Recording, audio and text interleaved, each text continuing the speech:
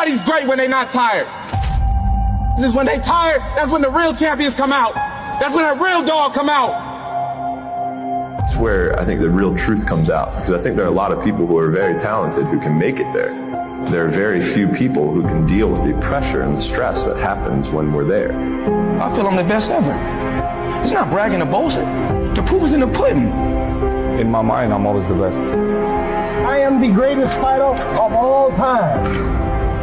And when I hit you with a hard right hand, you will fall. You're gonna win tomorrow. You're gonna win right now.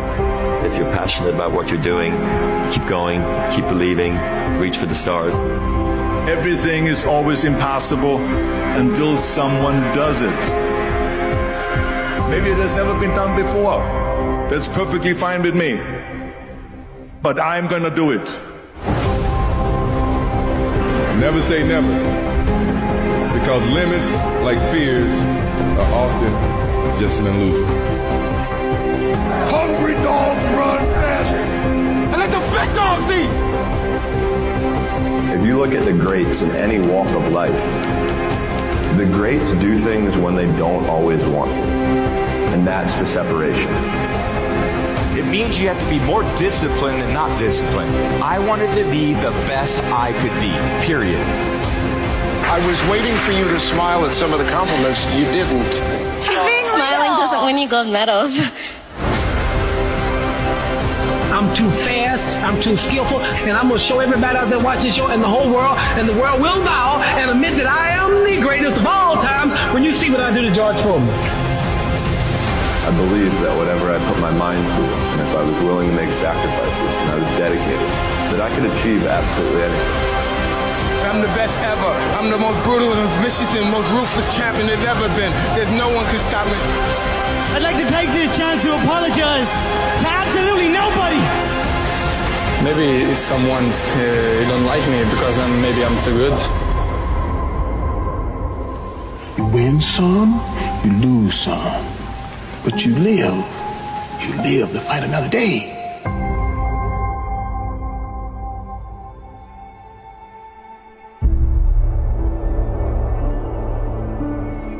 And I've always believed like I'm the Michael Jordan of this industry. When I'm on the air, I'm the one that will make you want to hear from me. I don't care who I'm on the air with. I don't care who it is. It does not matter to me. By the time I finish speaking, I am the one that you're going to want to listen to. That's my attitude. If this requires 100% and you give me 99, I might want to fire you.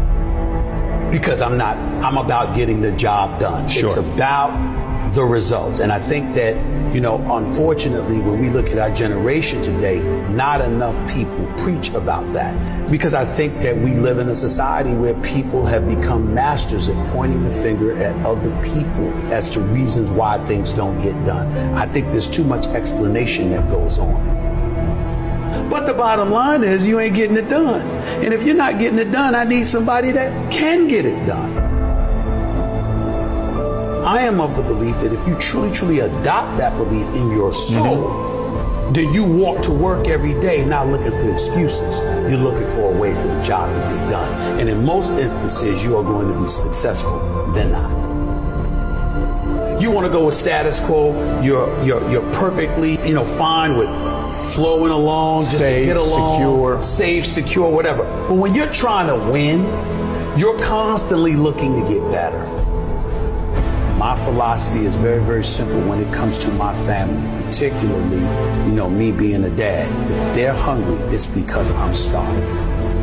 I don't eat until they eat. I'm not comfortable until they're comfortable. I don't have unless they have. That's the mentality, and that's the mentality that I strictly get from my mother. And so for me, having that kind of mentality, well, what comes with that? What comes with that is a certain work ethic that you have to put forth. And it's a willingness to sacrifice. Am I the most disciplined person in the world? No. Am I the most meticulous person in the world, like some people would believe? No, I'm meticulous enough and I'm disciplined enough. But I think the key thing is that the bottom line is everything to me. And whatever the bottom line requires is what I'm going to do. If the bottom line requires an excessive level of discipline, I'm going to do it. But to me, it's whatever the moment or the situation demands. And I'm a bottom lines oriented kind of person. You don't assume that opportunities are waiting for you. You know obstacles are standing in every door. Right. And so that challenge that you have to embrace and you have to deal with, that's hard to deal with when you have achieved. You don't work hard to play hard. You work hard to have the ability to play when you want to. But there's a difference. You handle your responsibilities first. And when you work hard and you have that sense of pride, it goes right out the window if you utilize your efforts in the wrong fashion. But when you do what's right, and it's based off of that effort that you put in, then you feel good about it because you took care of your responsibilities. Then you can go play. And I was not always confident. There's no doubt about that. I've always had my insecurities. What I firmly believed in was, as it pertained to me, was that I always worked hard. I was never lazy. I was always somebody that believed in hard work. Betting on yourself is believing in you. Knowing who you are, what you're worth, having an idea about it anyway, and willing to work towards that, to validate that reality. That's betting on yourself. It's your job.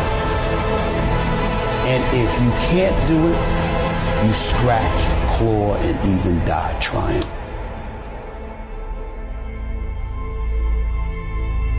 We make excuses every day, all of us as human beings.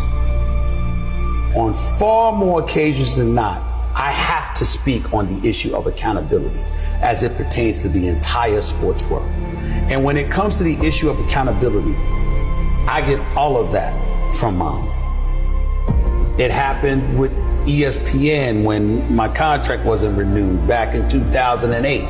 I was sitting up there, I felt betrayed. I felt ticked off. My mother let me lick my wounds for a couple of days. And then she said, what could you have done better? You sure you didn't do anything?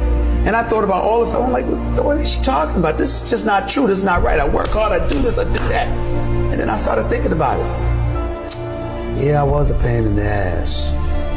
I did kind of complain a little bit too much. But the biggest thing that I remember doing is that I always came to the bosses with problems. I never came to them with solutions. It was always about the problem, never the solution. And I learned when I sat back and reflected on the mistakes that I had made in my career at the time, I learned that no boss wants to talk to anybody that doesn't have solutions. Instead of working around the clock trying to figure out what somebody else wants from you, good or bad, there are moments that crystallizes it for you in your mind. Pay attention and you'll see what they are. And you'll know what to do accordingly. That is what I believe makes me the best.